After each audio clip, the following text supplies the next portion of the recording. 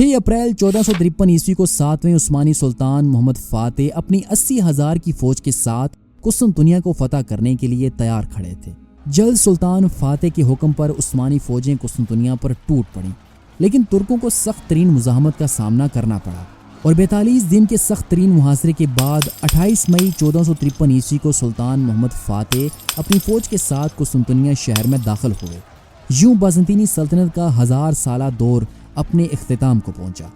جب عثمانی سلطان بازنطینی شہنشاہ کے شاہی محل میں پہنچے تو ان کی نظر ویران اور اجڑے ہوئے ایوانوں پر پڑی تو سلطان کے منہ سے بے اختیار فردوسی کا یہ شعر نکلا کہ کیسر روم کے محل میں مکڑی نے جالا تان لیا ہے اور گنبد افراسیاب میں الو بول رہے ہیں۔ سلطان محمد فاتح نے قسطنطنیہ کا نام تبدیل کر کے استنبول رکھا اور اسے سلطنت عثمانیہ کا نیا پائے تخت بنایا جو اگلے 500 برس تک عثمانی سلطنت کا دارالحکومت رہا۔